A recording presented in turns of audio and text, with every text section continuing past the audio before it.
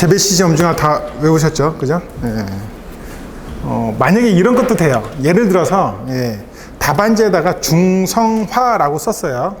그러고 나서 그 옆에다가 가로 열고 탄산화, 그리고 땡땡, 2009년도 콘크리트 표준 시방서 개정.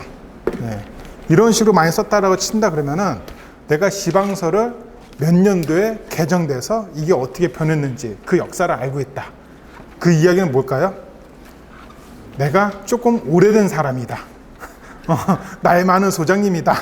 네, 이런 뜻도 돼요. 어떻게 보면은. 네. 자, 오늘은 이제 그 배합부터 들어갈 거예요. 그래서 지난주에 저희가 뭘 배웠냐 그랬더니 재배, 시시, 염탄할, 동음, 건설유. 재배시 끊고, 염탄할 끊고, 동원관 끊고, 요 예까지 배웠고요. 재료까지 배웠습니다. 시멘트는 뭐가 있었다? 보중, 조저. 그 중에서 뭘 공부한다? 중용률이랑 조강을 배운다. 그러면 중용률이랑 조강에 대한 숫자를 알아야 되는 건 뭐가 있었을까요? 2800이냐? 3200이냐? 이런 숫자 있었죠. 그죠? 시멘트는 총 몇 포대까지 쌓아서 올릴 수 있을까요? 13포대. 뭐 이런 숫자들이 있어요. 이런 숫자들에 조금 민감하게 반응하시고요. 그 숫자들을 조금 외우시려고 노력을 하십시오. 콘크리트는 결국 그런 숫자와의 싸움이고 그래프와의 싸움이기 때문에 적절하게 그것들이 어떻게 버무려지느냐에 따라서 조금 답안지가 올라갈 수 있다라고 생각하시면 될 것 같아요. 자, 오늘은 지난주에 이제 재료까지 배웠으니까 오늘은 이제 배합부터 배울 거예요. 그래서 배합은 설배 0WS 굴잔 단시현 이렇게 이제 됐었죠. 그래서 설배랑 밑에 시현 얘네들은 따로 놀고 그 안에 가운데 있는 것만 가지고 우리가 조금 활용해서 답안지를 쓸 수 있다 라고까지 말씀을 드리고 지난주에 끝났습니다. 이 이야기였어요. 그래서 설계 기준 강도입니다. 그리고 배합 강도가 되겠죠. 자, 근데 실제적으로 시험 문제가 이런 식으로 나올 수 있어요. 설계 기준 강도와 배합 강도 이렇게 이제 출제가 될 수가 있는데 그냥 설계 기준 강도 이렇게만 해서 출제가 될 수가 있거든요. 만약에 설계 기준 강도라고만 출제가 된다라고 하면 교재를 보면은 사실 쓸 내용이 별로 없어. 그죠? 그러면 그걸 가지고 우리가 조금 긴 답안지를 한번 만들어 보자. 이 이야기입니다. 오늘은 약간 요번에 이제 합격을 이제 불합격하신 분들이 이제 좀 문의를 줬었던 것 중에 하나가 교재든 아니면 시중에서 팔고 있는 토목시공기술사 다른 교재든 보면은 내용이 얼마 안 됐는데 그게 조금 꼬아가지고 길게 서술용으로 내가 다 채워서 쓰려면 어떻게 쓰겠냐. 뭐 용어를 조금만 가지고 어떻게 뻥튀기해서 22줄을 쓰겠냐. 이거 몇 분한테 얘기를 들었거든요. 그래서 한번 그거부터 오늘 시작을 해보고 한번 가볼까요. 그래서 만약에 설계 기준 강도라고 문제가 출제가 됐어요. 그러면 한번 답안지를 써보자.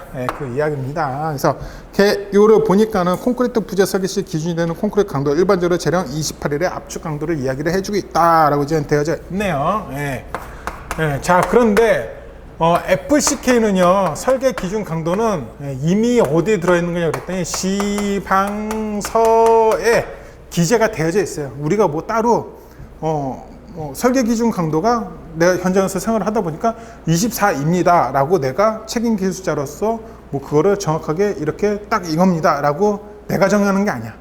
시방서에 이미 정해져 있는 거예요. 그래서 일반 콘크리트의 표준 설계 기준 강도는 얼마, 도로는 얼마, 댐은 얼마, 뭐 이런 식으로 이제 되어져 있어요. 그렇기 때문에 이미 있으니 얘에 대해서 엑스트라 2번째를 쓸 때는 무엇을 가지고 써야 되느냐, 그 부분은 우리 좀 생각을 해보자 이 이야기예요. 이 이론만 우리가 잘 알면은 답안지 쓰는 건 그렇게 어렵지가 않아요. 예를 들어서 무엇을 넣고 싶으세요?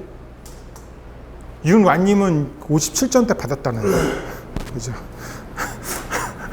다음에 받을 수 있어요. 그죠? 한 달 남았어요. 뭘 한번 더 볼까요?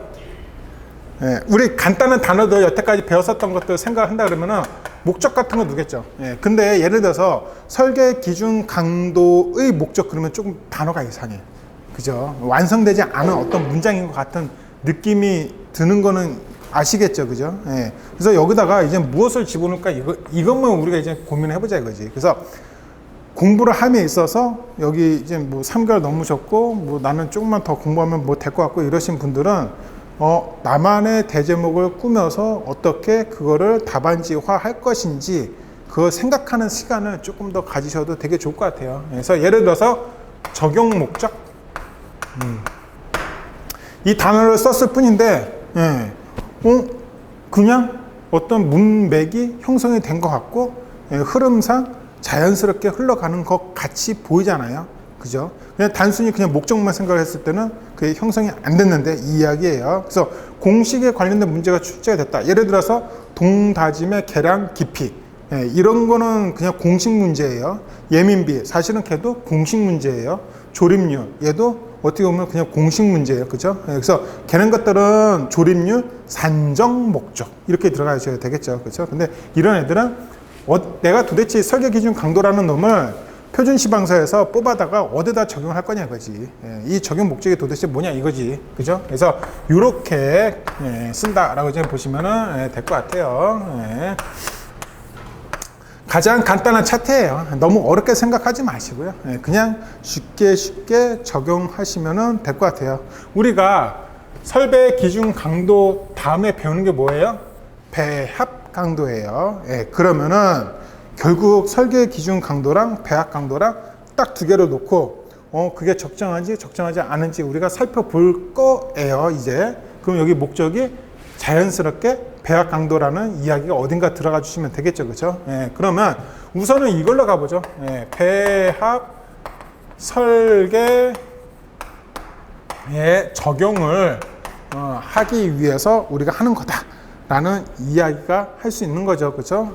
그리고 F28에 대한 기준을 설정하기 위해서 하는 거죠. 그러면 이거는 우리가 지금 배합에 설계 공돌 매수 구간 단시현이 있다 그랬으니까는 여기서 배합이라는 말을 그냥 가져온 거고요. 그럼 여기서 F28은 어디서 가져왔다? 교재에서 보면은 일반적으로 재령 28일의 압축 강도라고 정의에 써져 있어요. 그죠? 그래서 거기서 F28을 그냥 가져온 거예요. 그럼 여기까지 외워서 쓴 게 하나도 있다 없다? 전혀 없다. 답안지는요, 이렇게 대제목만 잘 생각하면은 외우지 않아도 쓸 수 있는 게 점점 나와요. 그러면 여기다가 이제는 이제 배합 강도라는 얘기가 한번 또 나와주면 되겠죠. 그죠? 그러면은, 배합 강도 결정 시 참고. 뭐 이런 거 얘기를 해줄 수 있잖아요. 그쵸? 그리고 소요의 강도나 아니면은 경제성을 마련하기 위해서 한다라고 이제 쓸 수 있겠네요. 그죠? 그러면은 지금 이거 4가지 썼는데 제가 이 4가지 중에서 일부러 생성을 하거나 일부러 외우려고 노력한 게 있다 없다? 전혀 없어요. 답안지는 그냥 이렇게 쓰시는 거예요. 뭐만 정확하게 외우시면 돼. 우선은 정의, 개요 이거는 외워야지. 왜 외울까요? 그 안에 키워드가 정확하게 있으니까. 그래서 그거는 외우는 거다라고 이제 생각하시면 될 것 같아요. 자, 그러고 나서 이 세 번째가 문제예요. 그럼 세 번째가 도대체 무엇을 써야 되느냐 이 이야기입니다. 무엇을 써야 될까요? 그냥 설계 기준 강도 쓰시면 돼요. 얘가 시방서에서 그냥 가져온 거라 그랬잖아요. 시방서에서 가져온 것은 지방서 자체는 뭐라고 생각해요?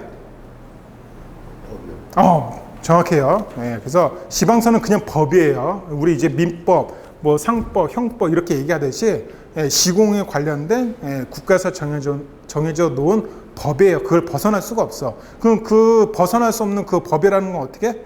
있는 그대로 정확하게 써줘야 되기 때문에 그냥 그대로 가져와서 써주는 거다라고 생각하시면 될 것 같습니다. 그래서 그냥 설계 기준 강도라고 쓰고 나서 설계 기준 강도에 대하여 답을 써주시면 돼요. 그래서 설계 기준 강도를 교재를 보니까 어떻게 이제 되어져 있느냐 그랬더니 공종 별로 보니까 일반 철근이 있을 거고요. 일반 철근은 어떻게 되느냐, 아니면은 댐은 어떻게 되느냐, 도로는 어떻게 되느냐, 뭐 이런 부분도 이제 써져 있겠죠, 그죠? 교재대로. 그러면 이거에 따른 기준이 되는 압축 강도는 어떻게 되느냐 이거죠. 그랬더니 재령 28일 압축 강도가 될 거고요. 얘는 재령 91일 압축 강도가 됩니다. 도로는 재령 28일은 똑같은데 얘는 휨이에요. 휨. 이런 식으로 이제 됐다라는 거죠, 그렇죠? 그래서 여기다 이제 비고 이렇게 이제 써 주실 거 아니에요. 그래서 비고에는 그러면은 왜 얘만 왜 휨이냐? 조금 특별하잖아. 다른 애들은 전부 다 압축 강도인데 내가 썼지만 지방세 있는 거 그대로 옮겨놨지만 쭉 보니까 얘만 조금 특별한 게 하나 있네. 그런 특별한 거 하나 있는 거를 어디다 쓸 수 있다? 비고에다가 뭔가 추가 설명을 해줄 수 있으면 해줄 수 있다라는 이야기가 되겠죠, 그렇죠? 그러면 그림을 한번 그려볼까요? 이런 식으로 이제 그림을 그려줄 수 있을 거예요. 그래서 어떠한 하중이 줬을 때 이런 식으로 도로는 휨 응력이 발생한다 라고 이제 써주시면 되겠죠. 그러면은 하나 표가 생성이 될 거고 그림이 이렇게 그림도 이렇게 넣어서 이런 식으로 될 거다 라는 이야기를 해 줄 수 있을 겁니다. 그죠? 그림 그리는 거 어렵지 않습니다. 자, 우선은 여기까지 우선 볼게요. 여러분들이 답안지를 작성함에 있어서 특히 어떤 문제? 교재에는 2줄, 3줄밖에 안 되는데요. 얘를요, 뻥튀기 하기 위해서 내가 쓰는데 너무 어려워요. 이런 문제들이 분명히 있어요. 그런데 그런 문제를 봤을 때 3번까지 해서 어떻게 왔어. 이 정도까지는 어떻게 올 수 있어요. 이 다음에 본인들은 이제 금방 답안지를 볼 수 있는데 저는 그냥 세볼게요. 하나, 둘, 셋, 넷, 다섯, 여섯, 일곱, 여덟, 아홉 줄이에요. 얘는 걸쳐서 쓰는 거야. 일곱, 여덟, 아홉, 열, 열하나, 열둘, 열세, 14줄이에요. 14줄밖에 안 돼. 그럼 남아있는 게 몇 줄이에요? 8줄이야. 그럼 8줄을 메꾸려고 그러면은 사실은 쉬운 게 아니에요. 용어 답안에서. 그런데 이 8줄에서 우리는 몇 줄까지만 쓰면 돼? 3줄 남겨놓으시면 돼요. 그 3줄에서 한 줄은 끝이라고 쓰면 되고요. 2줄을 남기면 되는 거니까. 그러면 3줄을 빼도 되니까 몇 줄을 쓴다? 5줄을 쓰시면 되는 거예요. 5줄인데 대제목을 하나 빼니까 내용은 4줄만 쓰면 되는 거예요. 그죠? 그죠? 이렇게 가는 거예요. 그러다 보니까 대제목을 5개를 가져갈 필요가 있다, 없다? 없다. 이 이야기가 됩니다. 그죠? 그러면은, FCK, 적용키 위한 FCR과의 관계 이런 거 이제 쓰셔도 되고요. 아니면은 FCK 적용 시 시험 항목 및 주의사항 이런 거 이제 쓰셔도 됩니다.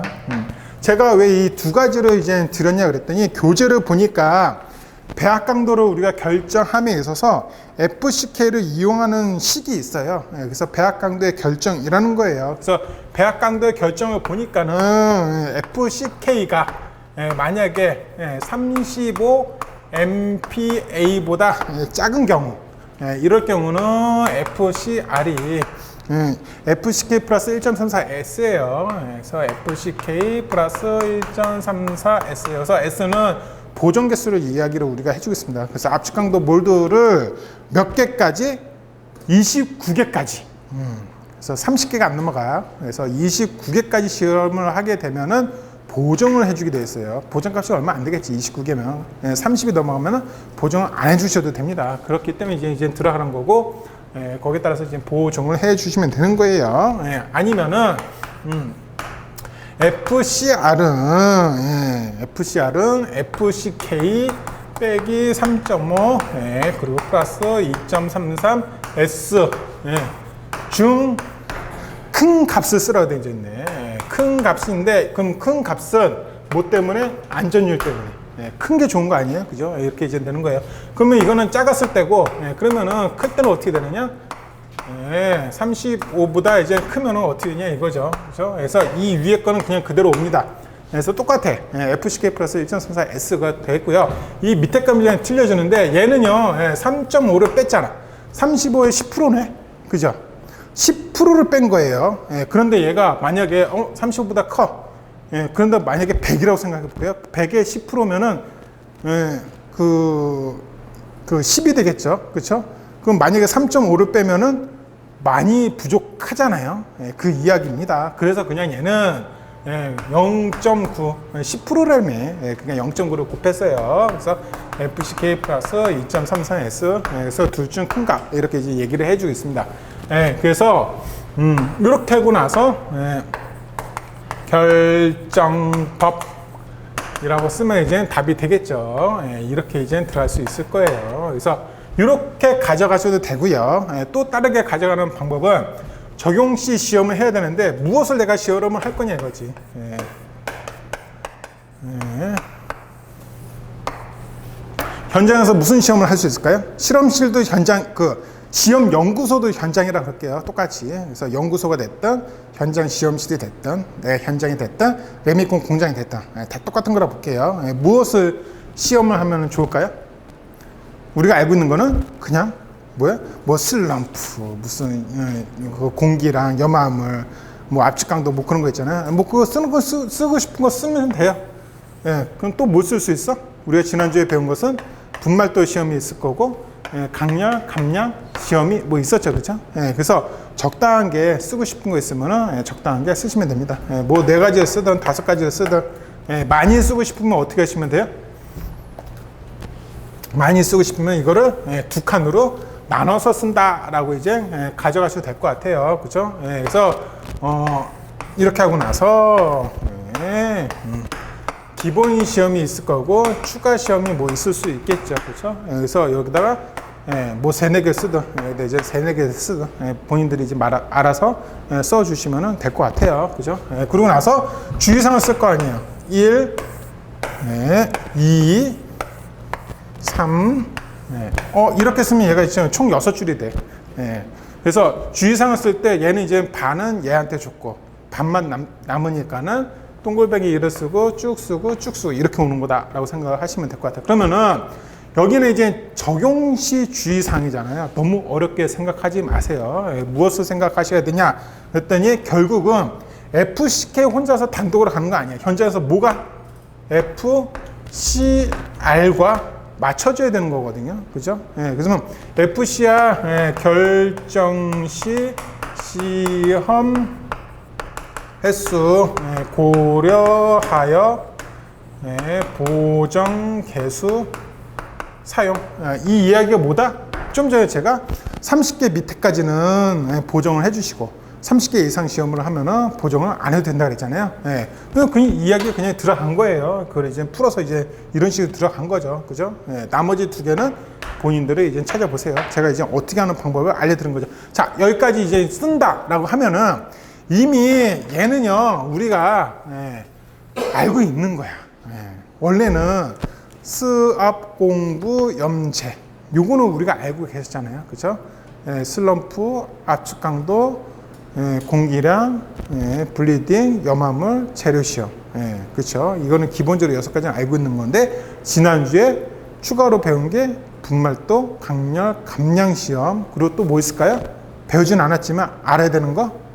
비중 시험 있어요. 비중 시험. 예, 그래서 시멘트도 비중 시험을 하죠. 그렇죠? 예, 그 이야기입니다. 그래서 만약에 예, 그런 식으로 나눠서 쓴다 그러면은 뭔가 예, 더 이야기거리가 있을 거고요. 예, 그리고 주의사항은 그냥 교재에 있는 거를 예, 말로 썰로 풀 수 있는 거 아주 간단하게 많이 쓸 필요도 없어. 딱 여기까지만 쓴다 그러면요. 22줄 한 페이지 쓰는 거는 어렵지 않아요. 그런데 어차피 얘는 무조건 외워야 되는 부분이에요. 예, 외우기. 예, 외우기. 그렇죠. 나머지 여기서 외우는 건 뭘 외우시면 돼? 이거는 외워야 되겠죠, 이거. 예, 이거는 외우시면 돼. 근데 여기 안에 있는 거는 굳이 외울 필요 있어 없어요? 얘는 굳이 외울 필요 없어. 일반은 무조건 우리 28의 압축 강도라는 걸 현장에 생활하시면서 그냥 알고 계신 거고, 토목기사 시험 보시면서 그냥 알고 계신 거고, 예, 댐은 오랫동안 해야 되겠다, 양생을 이렇게 생각하시면 되겠지. 예, 도로는 지금 제가 그림을 그려드렸으니까 굳이 외우지 않아도 머릿속으로 이해는 되실 거예요. 지금 이 강의를 들었으니까. 그래서 외우는 건 아니다, 결국은. 예, 그래서 힘이다. 예, 결국 외울 건 뭐밖에 없어요? 이거밖에 외운 게 없어요. 예, 14줄, 15줄 쓰면서. 그죠? 그리고 이거밖에 없어. 예, 그리고 이거는 외웠어요? 안 외웠어요? 안 외운 거야. 뭐만? 구성만 대제목 가지고 우리가 이해를 하고요. 그거 가지고 답안지 쓴 거다. 교재에 몇 줄밖에 없는 거? 예, 3-4줄밖에 없는 거 가지고 답안지는 이렇게 가져가시는 거다. 무조건 나는 못 써. 나 이거 조금밖에 모르는데 이걸 어떻게 이거는 아니다라는 거죠. 그죠? 예, 이런 식으로 꾸며가면요. 예, 됩니다. 결국 뭐였어요? 차트했죠? 표했죠? 그림 그렸죠? 뭐 공식이 들어가거나 뭐 이런 게 좀 들어갔죠. 이렇게 이제 생각하시면 될 것 같습니다. 자, 넘어가서 자, 그런데 우리가 이제 이 배합에 관련된 어떠한 서술 문제가 출제가 된다든지 아니면은 콘크리트의 내구성에 관련된 서술 문제가 출제가 된다든지 이럴 수가 있겠죠. 그렇죠? 이런 경우에 서술형 첫 페이지, 첫 페이지에 들어간다든지 아니면은 결론이나 빈 공간에다가 컨트롤 C, 컨트롤 V 해가지고 쏙쏙 집어넣을 만한 게 있어요. 그거를 우리가 한번 알아보죠. 그래서 배합 설계의 기본 원칙입니다. 기본 원칙을 보니까는 뭘까요? 기본 원칙은 소유의 강도와 내구성과 수밀성과 균열 정확성을 갖도록 배합 설계를 하시면 되잖아요. 어려워요? 안 어렵지. 근데 왜 말을 못해요? 다음번부터 말해요. 오늘 계속 물어볼 거야. 결국 답은 뭐야? 정해져 있어. 답정남이죠, 우리는. 그래서 답은 정해져 있는 남자예요. 그래서 모르면은 소유의 강도와 내구성과 수밀성과 균열 정확성이에요.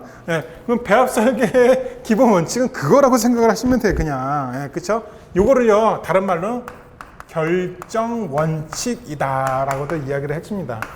이거는 결국은 소요의 강도와 내구성과 수밀성과 균열 저항성. 그럼 벌써 이거 몇 줄 됐어? 지목 포함해서 5줄 됐어. 5줄 됐죠. 이거를 무엇으로? 우리는 그래프로 표현할 거예요. 콘크리트는요, 모르면 무엇으로 설명해 줄 수 있어요? 그래프로 설명을 해줄 수 있어야 되는 거야. 아까 전에도 제가 이게 오전에 그 숙제해 오신 분들 답안지 이렇게 검토를 하면서 이거는 이렇게 그래프를 만들 수 있습니다. 이런 식으로 만들면은 이 세상에서 본인이 스스로 이해하고 그거를 완벽하게 자기 걸로만 가져갈 수 있다는 거를 채점위원한테 보여줄 수 있습니다라고 이제 설명드리는 부분도 있죠. 그런 식으로 뭔가 하나 본인 걸 만들고 그거를 이제 계속 가져가는 거다라는 생각을 하시면 될 것 같아요. 그럼 이거를 가지고 그래프를 이제 한번 만들어 보자 이 이야기입니다. 이 중에서 가장 중요한 게 뭘까요? 윤투님? 제가 계속 괴롭히니까 안 나오는 건 아니죠? 그죠? 네. 네, 그렇죠. 강도예요. 버버버 거리지 마시고요. 모르면 소유의 강도와 내구성과 수밀성과 균열 정확성에서 고르세요. 그렇죠. 그래서 콘크리트 강도가 가장 중요할 겁니다. 근데 여기에다 영향을 주고 있는 애들이 있는데 그 요소들을 우리가 배합에서 한번 찾아보자 이 이야기인데 배합 다시 한번 들어가면요. 뭐가 쓰냐고 그랬더니 설배 0WS 굴잔 단시현이라고 있어요. 그래서 위에서 2줄 빼고 밑에서 2줄 빼요. 이거를 이 중에서 영어만 우리가 생각을 해보자 라고 그렇게 저번 주에 살짝 얘기를 했었는데 영어로 보니까 물, 결합제비, 슬럼프, 굵은 골재, 최대 치수, 잔 골재율, 얘네가 영어야. 이 영어를 여기에다가 그냥 가져오세요. 근데 이 영어들을 보니까 얘랑 얘는 사실 그놈이 그놈이야. 그죠?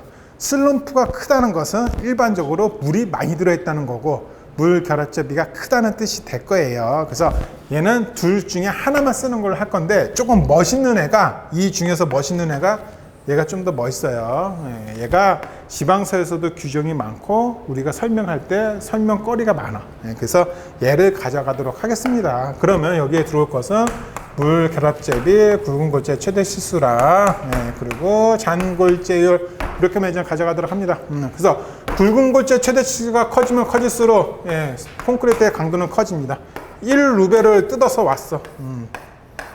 우리가 보링 시루를 채취하는데 그 벽체 1루베 있잖아요. 1m, 1m, 1m를 뜯어서 왔는데 하필이면 이 1m, 1m, 1m 이 안에 굵은 골재가 1m짜리가 들어있네. 예. 그러면 얘는 엄청나게 강한 콘크리트죠. 돌이 콘크리트보다 일반적으로 세요. 예, 일반적으로. 예, 그래서 굵은 골재 최대수가 크면 클수록 콘크리트의 강도는 커진다라고 이렇게 우리가 이해를 해줄 수 있어요. 물을 많이 넣으면은 강도가 적어진다고 알고 있죠, 그죠? 예, 그리고 장골재율이 크다는 것은 모래가 많이 들어갔다는 거고요. 모래가 많이 들어간 콘크리트 보면요, 모르타르잖아. 예, 모르타르는 굵은 골재가 하나도 안 들어가고 모래만 들어갔죠. 손으로 나중에 손톱으로 하면은, 저는 늙어서 잘 안 되는데 젊으신 분들, 손톱 강하신 분들은 다 후두둑 하고 할 수 있어요, 그렇죠? 그래서, 예, 물 결합제비나 잔골재율이 크면 클수록 강도는 작아진다라고 이렇게 이야기를 해주고 있죠. 자, 그러면은 우리는 무엇으로 결정해 줘야 돼요? 예, 교집합, 쉽게 얘기하면은, 그렇죠? 예, 중복되는 거, 그렇죠? 이거를 우리가 결정값으로 합니다. 그럼 뭐예요? 기본 원칙이나 결정 원칙에 준하는 이야기가 되는데 여기까지만 쓰면 조금 어설퍼. 그래서 우리는 무엇까지 같이 써주냐 그랬더니 요구해주고 있는 게 결국은 배합 강도는 계산에 의해서 구하는 거죠. 그럼 배합 강도는 뭐보다 크면 된다? 설계에서 지방서에서 규정하고 있는 값보다만 크게 나오면 돼. 그래서 우리 현장에서 예를 들어서 도로, 예, 그 CCP를 하려고 하는데, 예, 규정이 예를 들어서 21A라고 합시다. 그러면 내가 배합 강도 현장 소장이야.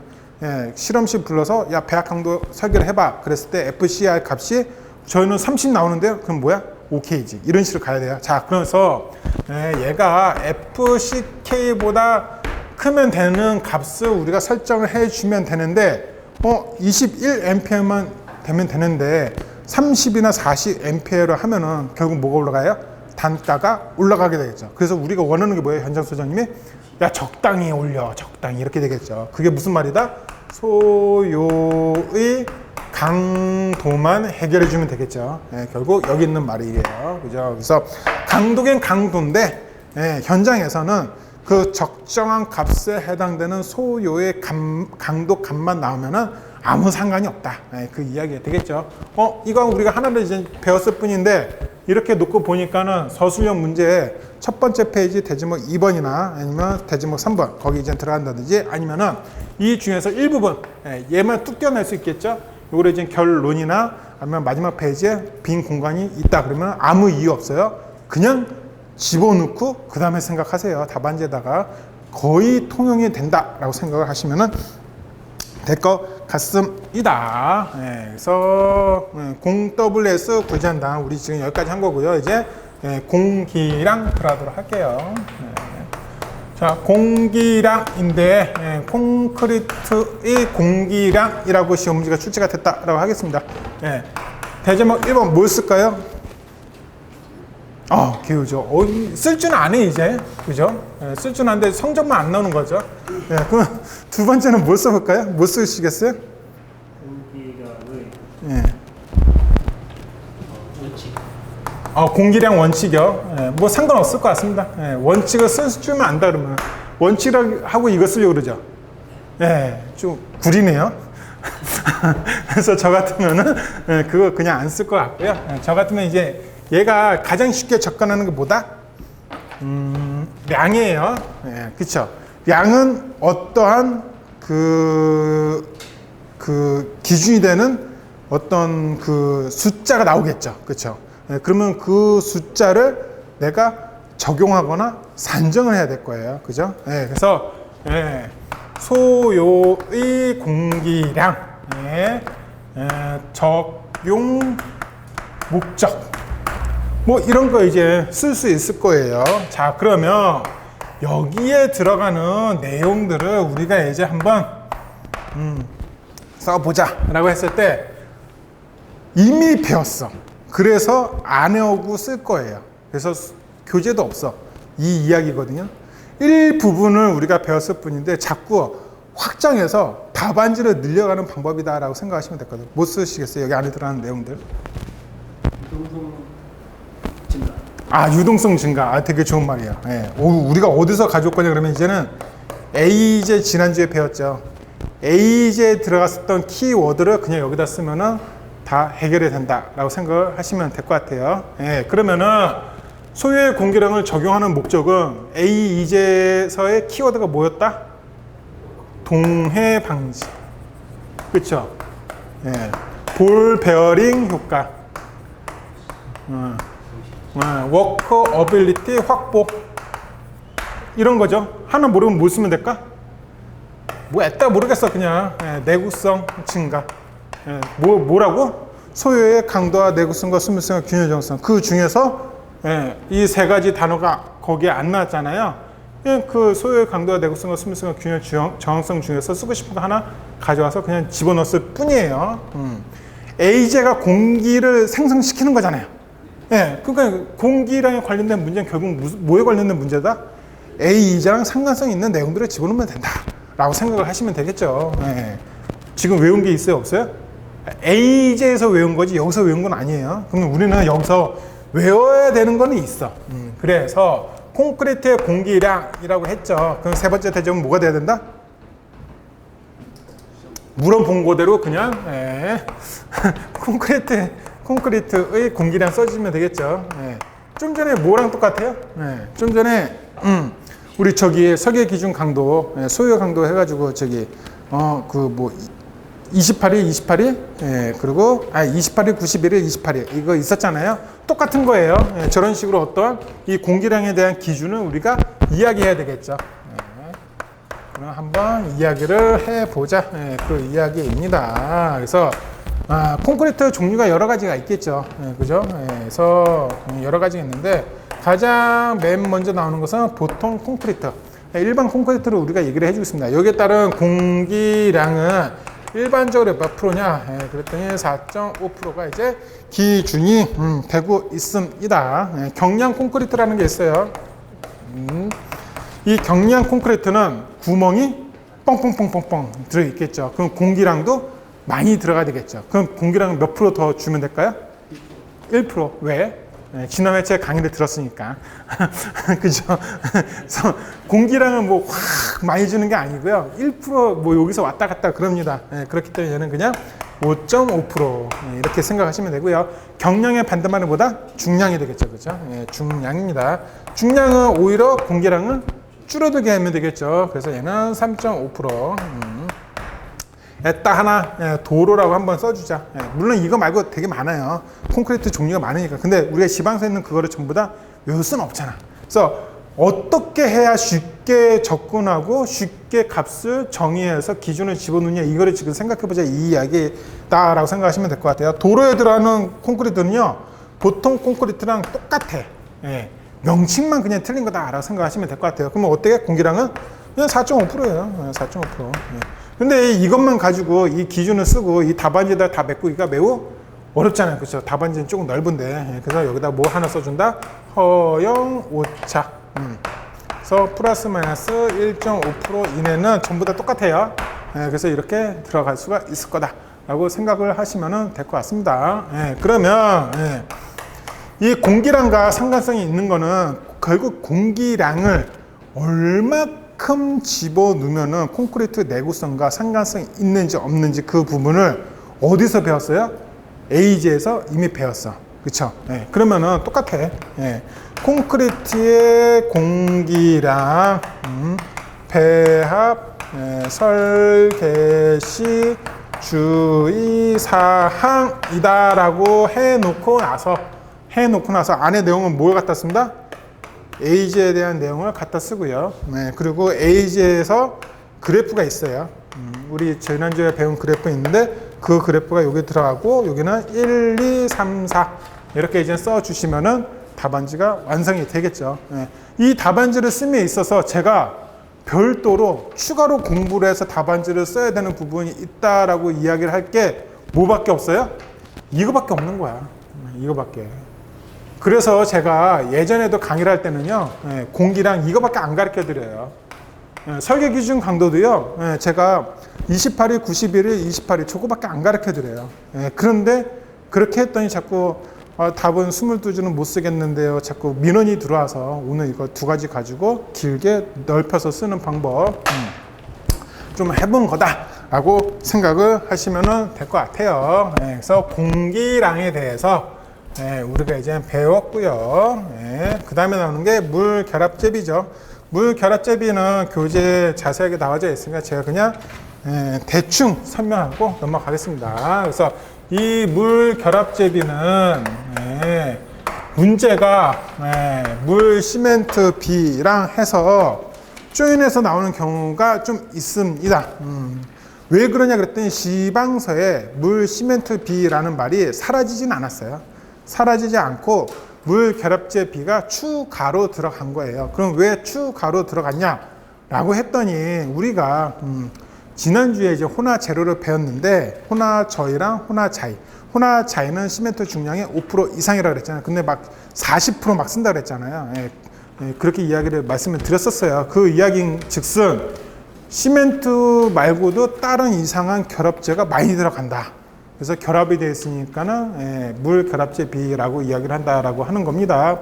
그렇다 그러면은 예를 들어서 우리 경계석 놓고요. 경계석 사이에 매지하죠. 그리고 흉관 중에서 B형 소켓 흉관은 소켓끼리 끼워놓고 나서 거기 매지하죠. 그리고 집에요 벽 틈이 갈라졌어. 그럼 거기에다가 모르타르만 해서 매지식으로 해서 거기다 집어넣죠. 콘크리트를. 다 콘크리트라 그래요. 그냥 모르타르가 아니라 그냥 콘크리트예요. 전부 다 걔네들도. 그래서 걔네들은 그러면은 뭐가 필요 없다? 특별한 결합제가 필요가 없다. 아니 무슨 소켓하고 소켓 집어넣고 흉관에다가 그냥 매지하는데 이게 뭐가 뭐 중요한 그게 있겠어요. 그죠? 그 이야기입니다. 그렇기 때문에 그냥 사라져 있어서요. 시험 문제가 어떻게 출제가 개정이 된다면 어떻게 출제가 여태까지 됐냐 그러면은 물 결합제 비라고 출제된 적이 있어요. 물 시멘트 비라고 출제가 된 적이 있고요. 물 결합제 비와 물 시멘트 비 이렇게 출제가 된 적이 있습니다. 세 가지 모두 물 결합제 비만 물어봤는데 물 시멘트 비를 안 써준다? 써준다. 어딘가 내용이 들어가야 돼요. 답안지. 물 시멘트 비만 물어봤어요. 물 결합제 비가 안 들어간다? 아니다. 어딘가 들어간다. 특징 비교표를 하든 주의사항에다 조금 더 설명을 하든 그런 식으로 해서 맞춰주시면 됩니다. 다만 여기에 대한 키워드가 하나 더 있는데 얘는 뭐가 들어가냐 그랬더니 잠재적 수경성이라는 이야기가 물 결합제 비에는 들어갈 수가 있다. 그래서 뭐 예를 들어서 이제 플라이 애시나 아니면 고로 슬래그 대표적인 건 이제 고로 슬래그예요. 고로 슬래그라는 혼화 재료를 많이 쓰게 되면은 잠재적 수경성이라는 이야기를 거기서 우리가 해주고 있는데 시멘트 입자가 있고요. 고로 슬래그 입자가 있겠죠. 같이 집어넣고 레미콘 만든다고 집어넣었으니 결합제도 들어갔으니까 여기에 이제 물을 집어넣어. 물을 집어넣으면 시멘트에 물이 덕지덕지, 고로 슬래그에 물이 덕지덕지 이렇게 이제 되겠죠. 그러고 나서 뭐가 돼요? 수화 반응이 될 거예요. 그런데 수화 반응이 얘만 돼. 얘는 1차 수화 반응이 이제 됩니다. 그런데 이게 된 다음에 뭐가 이제 발생이 되느냐? 그랬더니 CaOH2로 이제 수산화 칼슘으로 이제 어떤 화학 반응식이 조성이 되겠죠, 그렇죠? 이게 되면서 수화열이 이제 나올 거예요. 그런데 얘가 무슨 역할을 하냐 그랬더니 얘를 결합해주기 위한 수경성을 만들어줍니다. 그래서 얘가 이 다음에 2차 수화 반응이 이제 나타나고 이거에 의해서 고로 슬래그랑 물이랑 수화 반응이 되는 거죠. 그렇죠? 그래서 여기서 이제 1차 반응, 2차 반응. 그럼 왜 1차 반응이 있고 2차 반응이 있다는 것은 이 시간이 어느 정도 경과를 하고 나서 2차 반응이 돼서 시멘트가 50% 있었고, 예를 들어, 시멘트가 60%라고 할까요? 시멘트가 60% 있었고, 고로슬레가 40% 있다고 할게요. 예, 그랬을 경우에, 시멘트 60%는 수화 반응이 발생했어. 그 다음에 1시간 있다가, 고로슬레가 이제 수화 반응을 하는 거예요. 그러면 뭐가? 수화열이 그만큼 단계에 나눠서 적당하게 60대 40으로 분산이 되면서 수화열이 발생되면 뭐가 좋을까요? 장기강도 증개되고요. 수축량이 저감이 되고요. 그렇죠? 균열이 덜 발생이 될 거고 치밀하게 될 거고 수밀 콘크리트도 할 수 있겠죠.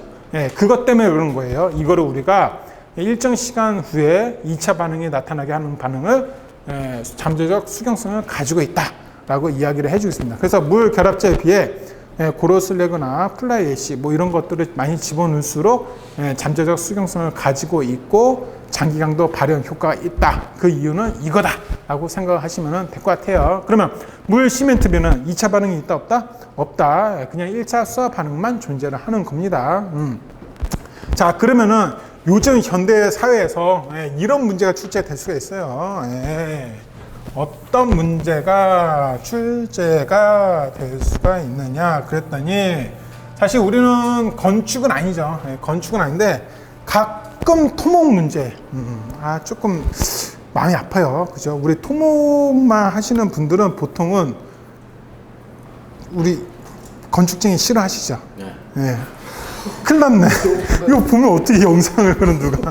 보통 이런 반응이에요.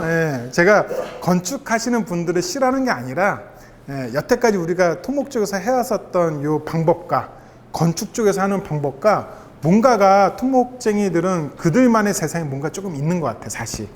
그래서 회사에서도 건축부가 있고 토목부가 있을 수 있잖아요. 저희 회사도 그랬었어요. 제가 마지막 다닌 회사도 건축 파트 있고 토목 파트 있었는데 건축 파트랑 별로 친하지가 않아. 그런데도 불구하고 건축 쪽 문제가 토목 쪽 문제로 융화돼서 이렇게 들어오는 경우가 심심치 않게 있습니다. 현대 고도화 시설 및 복합 고층 건축물에 사용하는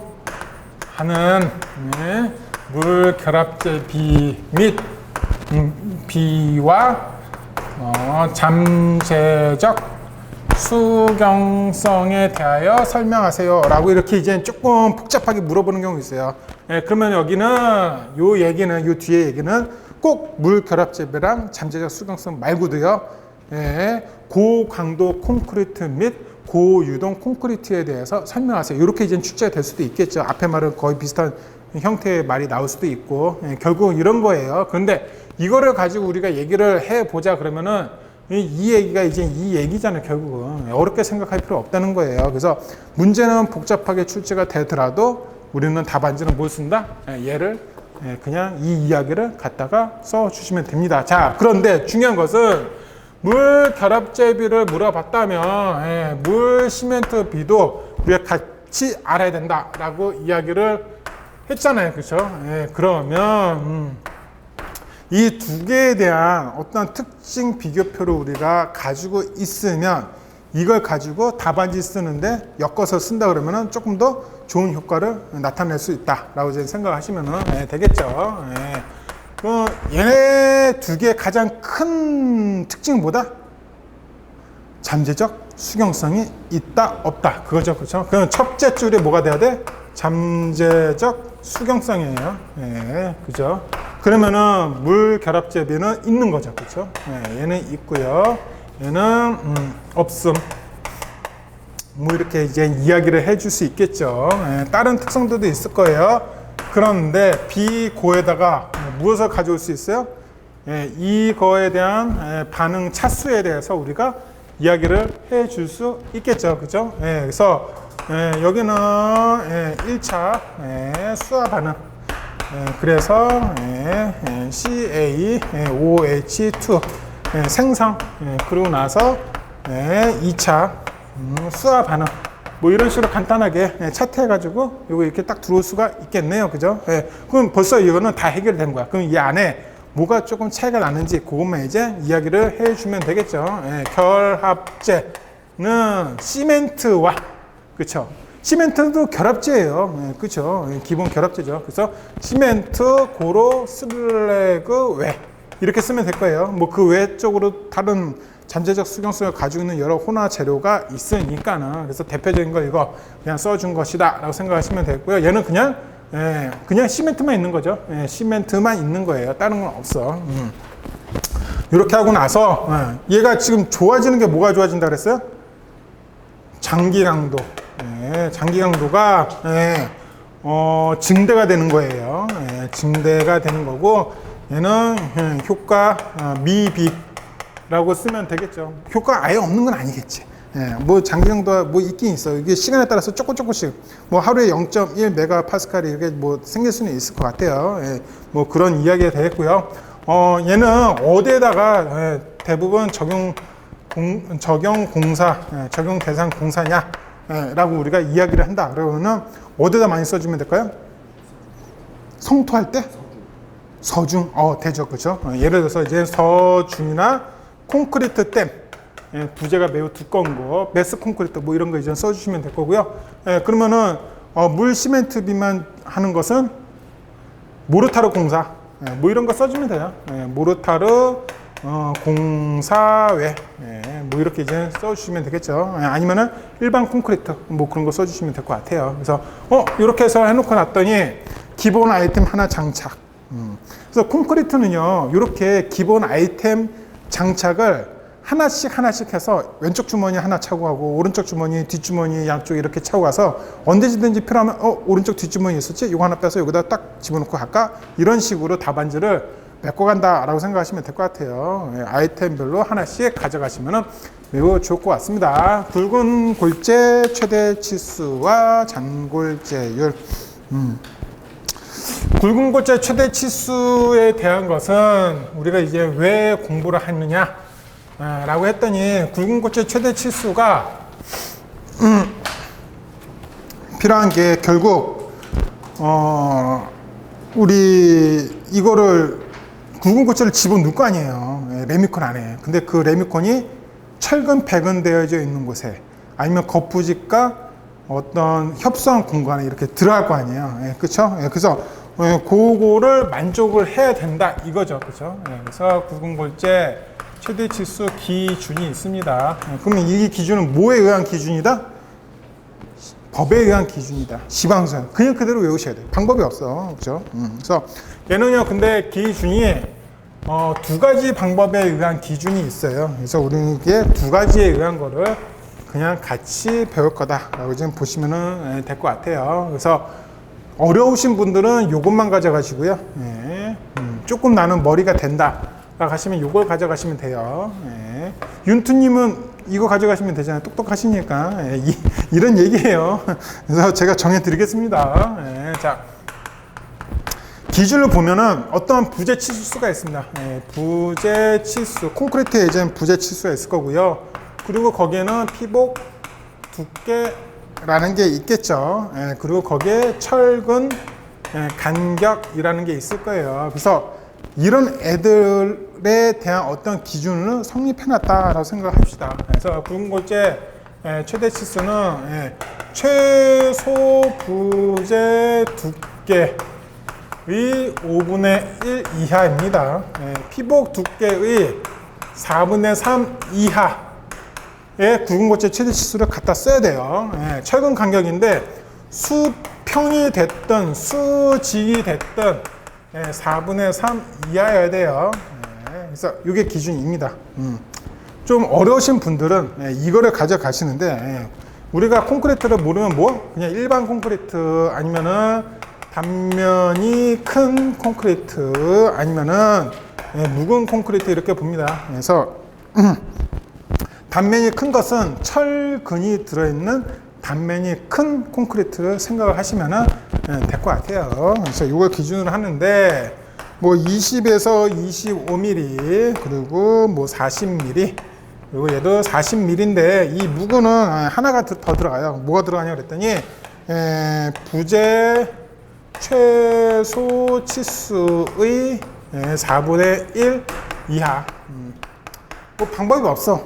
요거를 이제 그냥 법이기 때문에 지방서에 있기 때문에 얘를 그냥 그대로 쓰고 나오셔야 되는데 중요한 것은 시방서를 여러분들이 보시면 알겠지만 콘크리트 표준 시방서를 보시면요. 그림은 거의 별로 없어요. 예, 거기에 글만 많이 있고요. 표 같은 것만 많이 있어요. 예, 그거를 우리가 외워서 답안지에 써라 라고 출제위원님들과 채점위원들은 종용을 합니다. 근데 내가 그것을 싸그리 외우는 것도 중요하지만 중요한 부분은 잘 이해하고 있어요. 법은 그런데 그 법을 어떻게 내가 해석을 해야 되는지 잘 이해하고 있어요. 그러니까 내 답안지를 좀 뽑아주세요 라고 이야기해 줄 수 있겠죠. 그쵸? 네, 그러면 그것을 한번 그림으로 이제 표현을 한번 해보자. 그 이야기입니다. 그래서 부재가 이렇게 생겨먹은 부재가 있다라고 하겠습니다. 그래서 콘크리트 부재가 이렇게 이제 생겨먹었는데, 얘가 최소 부재가 되겠죠. 그쵸? 최소 부재의 T1이라 그랬을 때, 이거의 얼마? 5분의 1 이하가 되겠네. 그래서 5분의 1 이하. 이렇게 써주면 되겠죠. 그죠? 두 번째 보니까 피복 두께라는 게 있네요. 그죠? 그래서 여기가 이제 철근이다. 그러면 얘는 피복 두께가 되겠죠. 이렇게 이제 표시를 하고, 피복. 얘는 T2인데, 이걸 기준으로 했을 때, 4분의 3 이하라고 이야기를 해 줄 수 있겠죠. 그쵸? 그럼 얘는 수평 간격이 될 거고요. 이렇게 또 철근이 있으면 얘는 수직 간격이 되겠죠. 그쵸? 얘는 이제 T3라고 그러고, 4분의 3 이하. 뭐 이렇게 이제 표현을 해 줄 수 있을 거예요. 그러면 그림을 그려서 설명하면은 나는 시공을 해봤다. 시공을 이렇게 했는데, 시공한 그 단면들을 보니까 그게 이렇게 형성이 되더라. 여기에 내가 시방서 기준을 썼다라고 이야기를 해줄 수 있을 겁니다. 그래서 단순하게 표로 가져가느냐, 아니면 이걸 어떻게든 그림화해서 그림에다 내가 표시를 하고 가느냐, 이게 답안지의 차이예요. 그럼 채점위원 보고 복잡하게 써져 있는 공식이나 어떤 글들을 쭉 읽어서 내 답안지를 판정해 주세요 라고 이야기하는 거랑, 제가 그림을 그렸으니 그림을 한 번에 딱 보면은 이해되시죠? 그러니까 저 점수 주세요 이렇게 이해하는 거는 틀리겠죠. 자, 잔골재율입니다. 잔골재율은요, 그라벨의 용적 플러스 샌드의 용적분의 샌드의 용적이에요. 그래서 전체 골재의 용적분의 그 중에 모래가 얼마큼 있느냐, 그것만 이제 묻는 거다라는 겁니다. 그래서 잔골재율이 커지면 커질수록 보다 강도가 작아진다라고 아까 말씀을 드렸었습니다. 자, 시방배합과 현장배합입니다. 시방배합은요, 시방서에 있는 게 시방배합이겠죠. 다들 이렇게 이야기합니다. 그런데 그 시방서를 누가 만들어요? 책임 기술자가 만들어요. 그래서 책임 기술자가 지시한 배합도 시방배합이다 라고 합니다. 배합의 목적은 뭐죠? 교재 있는 거 볼 필요 없어요. 배합의 목적은 결국은 소유의 강도와 내구성과 수밀성과 균형 정확성을 갖기 위해서 배합하는 겁니다. 그러면 현장 배합의 목적도 똑같고 시방 배합의 목적도 사실은 똑같아요. 시방 배합과 현장 배합 교재 그 표가 있어요. 그냥 그대로 외우십니다. 제가 뭐 따로 설명을 드리거나 안 해도 뭐 상관없고요. 그거를 이제 길게 쓰는 방법이 있어요. 그래서 같은 표라도 길게 쓰는 방법이 있는데, 그거 하나가 있다. 뭐가 있냐 그랬더니 거기 이제 중간에 골재 함수 있죠.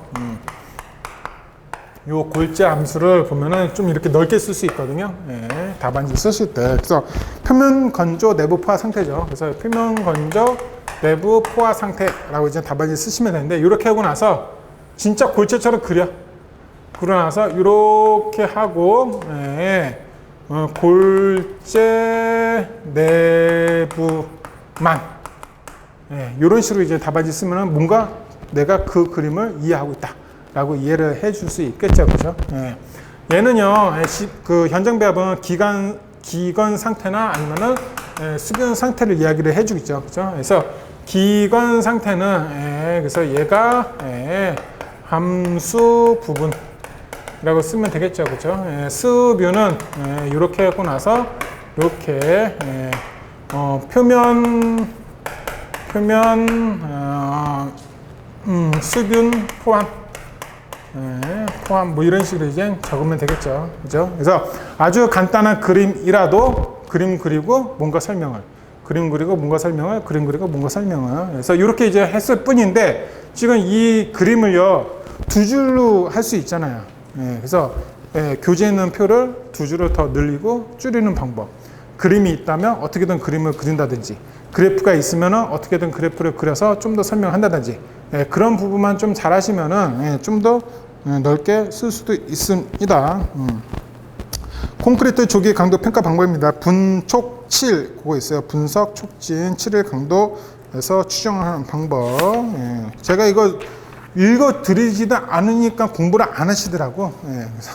그래서 한번 읽어 드렸어요. 분촉 7 그대로 이제 외워서 공부하시면 될 것 같습니다. 자, 콘크리트 시공입니다. 자, 그러면은 콘크리트 시공에 관련된 문제가 이제 출제가 될 수가 있어요. 그래서 콘크리트 시공에 관련된 문제가 혹시나 출제가 된다라고 한다 그러면은 전형적으로 어떤 형식의 답안지가 나오냐 그걸 우리가 이제 한번 알아볼게요. 그래서 콘크리트 시공은 어떤 순서가 있어요. 그렇죠? 그 순서가 있는데 그 순서를 좀 많이 쓰래 이 이야기거든요. 그래서 콘크리트 예를 들어 가장 간단한 시험 그 답안 시험 문제에 콘크리트 시공 시 주의사항에 대해서 설명하세요라고 출제가 됐다라고 한다 그러면은 시공 단계별 알아서 조합을 해서 알아서 쓰라는 이야기다라고 이해를 하시면 됩니다. 하면 아 하고 알아들어야 되는 거죠, 그렇죠? 그래서 예를 들어서 쓰는 건데 어떤 중요한 부분이 있다라고 그러면은 그 중요한 부분은 어떻게 넓게 어떤 중요한 부분이 없다라고 한다 그러면 그 부분은 어떻게 좁게 이렇게 이제 설정을 하시고 한다는 겁니다. 저는 이제 예를 들어서 여러분들한테 설명을 해 드리는 거고요. 여러분들은 숙제를 하실 때 한번 이런 양식의 틀을 이용해서 만들어 보는 거 연습해 보시면 조금 더 좋겠죠, 그렇죠? 그래서 보니까 맨 처음에는 계량부터 하더라 이 이야기가 됩니다. 그래서 계량은 중량 계량과 용적 계량으로 이제 나눠지고요. 오차는 물 시멘트는 1%, 혼화제는 2%, 골재 혼화 저희는 3% 기준이 되어 있네요. 이러고 나서 내가 비비기를 하고 운반을 하겠대요. 교재는 따로 있는데 나는 중요한 부분을 묶는다든지 아니면은 중요하지 않는 부분을 묶는다든지 아니면 펼쳐 놓는다든지 그런 기법으로 답안지를 써 주시면 되겠죠. 이렇게 이제 한번 써 본다라고 좀 볼게요. 그죠? 그래서 이렇게 놓고 보니까 이렇게 하고 나서 한쪽은 비비기 한쪽은 운반 이렇게 이제 답안지를 쓸 수도 있겠죠. 그죠? 예를 들어서 얘는 25도씨 이상, 얘는 25도씨 이하 이렇게 또 표를 안에서 또 나눠줄 수도 있겠죠. 이 이야기입니다. 비비기를 보니까는 강제식이냐 강경식이냐 이렇게 있을 수 있겠죠. 얘는 이렇게 또 한번 써볼까요? 이렇게 강제식이냐 아니면은 가경식이냐 이렇게 이제 표를 만들어 줄 수도 있을 거예요. 그래서 표는요, 얘를 우리가 잘랐을 때 방향을 이렇게 방향을 갈 것이냐, 아니면 방향을 이렇게 갈 것이냐. 그건 결국 내용을 여기다 쓰는 게 되겠죠. 본인들이 만들어 보시고, 요게 조금 더 편해. 요런 게 조금 더 보기 좋은데 그런 게 있다면 그렇게 이제 변형해서 쓰시면 돼요. 그래서 저는 이렇게 한번 써봤다. 써봤는데 너무 많이 쪼갠 것 같으니까 얘는 이렇게 안 쪼개고 그냥 강제식, 가경식 땡땡 하고 세크만 쓰면 되니까 몇 초인지만 쓰면 되니까 이렇게 한번 해보겠다라는 겁니다. 그래서 60초, 90초 이상 이렇게 이제 되겠죠. 운반으로 보니까 25도 이상일 때는 90분 이내 이내가 되겠고 얘는 120분 이내입니다. 여기서 플러스 30분씩 더 하면은 콜드 조인트가 발생해요. 그래서 법적 지방서 기준 90분, 120분 요거 그대로 외워주시고요. 여기다 플러스 30분씩만 하면은 콜드 조인트가 발생하는구나 이렇게 이제 이해를 하시면 될 것 같아요. 자, 그러면 예를 들어서 계량은 한글로 이렇게 썼다라고 할게요. 그런데 얘는 이렇게 하고 나서 표로 이제 작성을 한 거죠. 그러면 이게 무슨 얘기예요? 어떤 건 글로, 어떤 건 표로, 어떤 거는 무엇을 한다? 그림으로.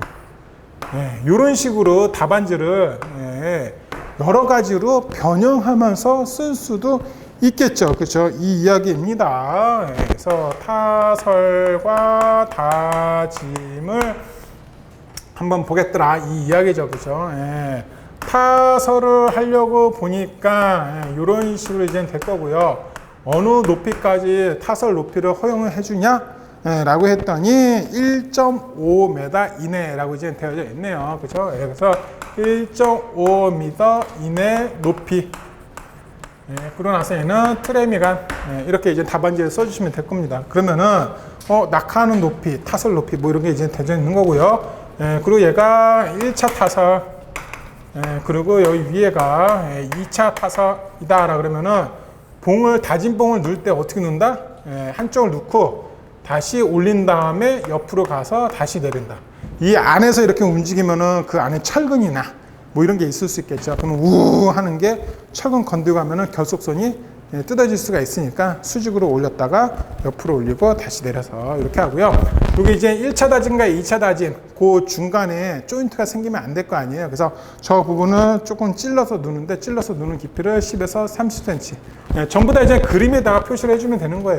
그래서 10에서 30cm가 될 거고, 요 이동하는 거리는 뭐 50cm, 뭐 이런 식으로 쓰면 되겠죠. 글, 표, 그림. 그죠?